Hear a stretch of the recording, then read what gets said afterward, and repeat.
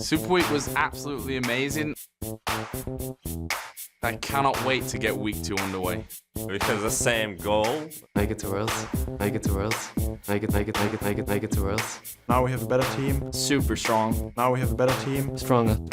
Jerry actually went aggressive. Jerry aggressive. Push and move. Tabs. In yellow stadion, killable. You just shout. Come on! Wombo combo! I don't think so. Make it to Worlds. Make it to Worlds. Make it. I have no idea. Make it to Worlds. Make it to Worlds.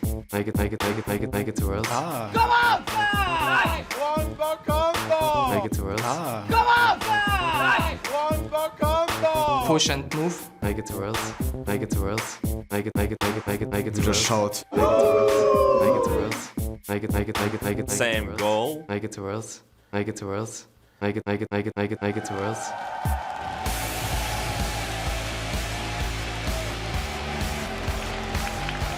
Welcome, ladies and gentlemen, to week 2 of the European League of Legends Championship Series, coming to you live from our studio here in Cologne, Germany. I am Lee Deman-Smith, and I am pleased to be joined by my stalwart companion, Trevor Quickshot Henry. Thank you very much, D-Man. Make it to Worlds indeed. And I'm looking forward to seeing what adjustment the teams have made coming into our second week, now that they've had a chance to see each other in action, and they have 7 full days to prepare for these games. And of course, last week was our opening Super Week, and there was some innovative picks that all worked out perfectly. Of course, in the top lane, well, it was the man with the swag, Darian, playing Warwick in that top lane. And of course, Trundle, played by Soaz. The support players, bunch of different champions coming out there. Kennen, Galio, Morgana, everything working wonderfully. Yeah, 45 unique champions picked or banned during the course of Super Week. That is also including the North American picks. Over here in Europe, the picks that have 100% win ratio in all the games they played include that Trundle, the Warwick, Pantheon, Shen, Galio, Kennen, Morgana. The list carries on because in America, we also had Teemo being played by Cloud9. We had Akali as well as Karthus locked in for Curse.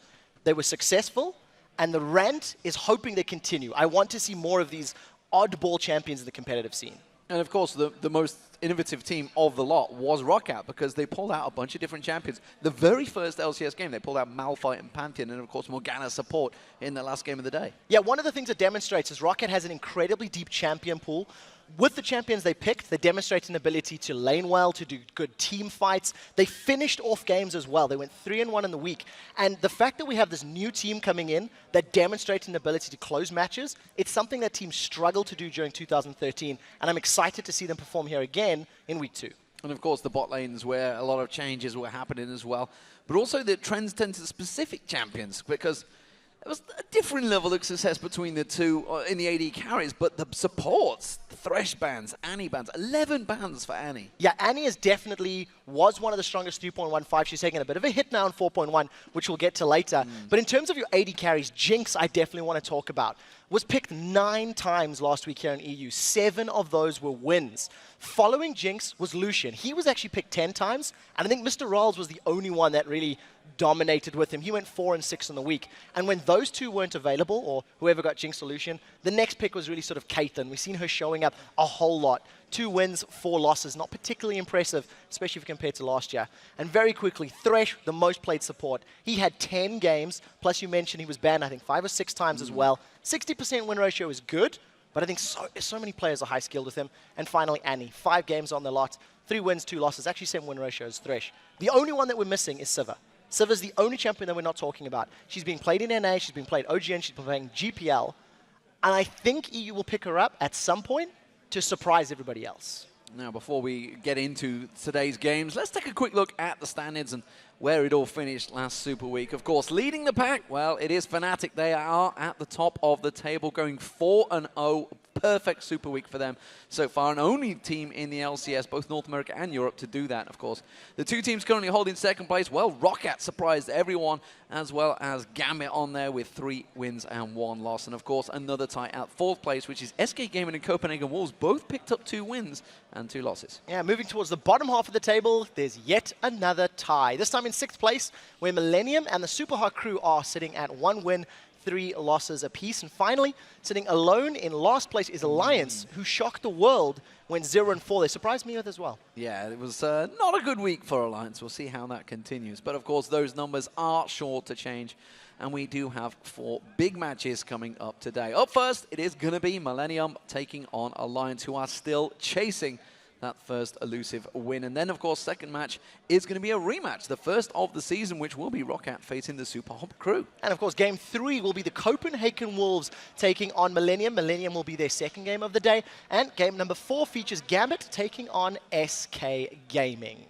And, of course, immediately following these matches, it is time for another round of the European Challenger Series. So stay tuned after our matches to see the Ninjas in Pajamas facing SK Gaming Prime, no longer Kappa. Yeah, no more Kappa faces for you guys. SK did pick up that Challenger team. These games will be brought to you and covered by Kobe and Freak once we wrap up all of the LCS matches, guys. Now, let's take a quick look at players to watch this week. In the top lane, well, he really farmed his way to victory, channeled his hin in a hotshot GG. It was, of course, Freddy122, who really, for SK Gaming, got 1,335 farms. So close to being elite, didn't quite get there. But, of course, his Shyvana has taken a hit in 4.1, so keep your eyes on Freddy to see if he's as impactful this week. Yeah, we'll see what he's going to end up playing. I think in the jungle, I want to highlight Jankos. He was terrifying last week, and he really impressed me with his ganks, his timing, and his presence. He ended up going 12, 2, and 17 in their 3 victories. Their loss, not so good, but we'll see what kind of threat he can bring in week 2.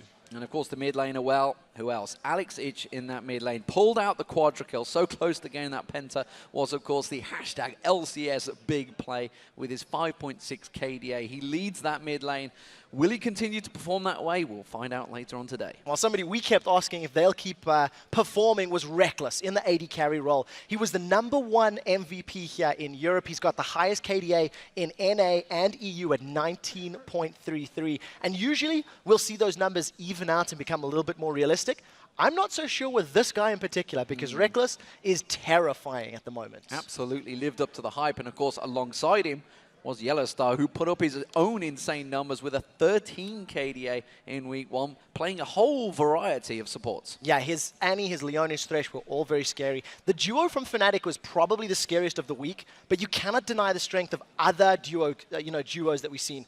Mr. Rolls and Mixer, I think, for me, stand out as very important players. And I also think that Sullivan Vander put on a great performance themselves, shutting down players like Tabs and Nif, which is something I would not have expected happen, and we'll see who can control those dual lanes in the new 4.1.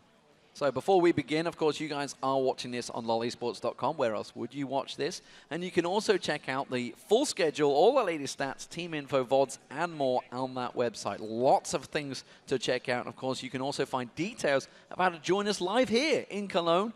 And, of course, get your tickets. Just go on towards the top of the page, click on that tickets button, buy yourself here. Yeah, come check it out live in person. While you're on the website, though, make sure you weigh in on today's games. Just click on schedule, as we've already said. Give a thumbs up to the teams that you think will walk away with a victory in each of those matchups. We will be checking before each and every game to see how you voted, so pick wisely. Yeah, make sure you get it right, of course, because there's a lot on the line.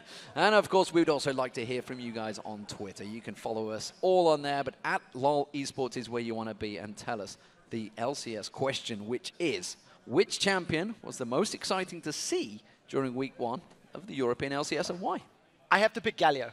I loved seeing Galio as a support. It was even more exciting than Kennen. And I think Enraided's timings for his ultimates and his engages were perfect. I'd like to see more of that if he's brave enough. For you guys at home, though, remember to use that hashtag LCS when we might just be reading your tweets later on in the broadcast, if we like them, of course. Of course. It's only the best ones we'll read out.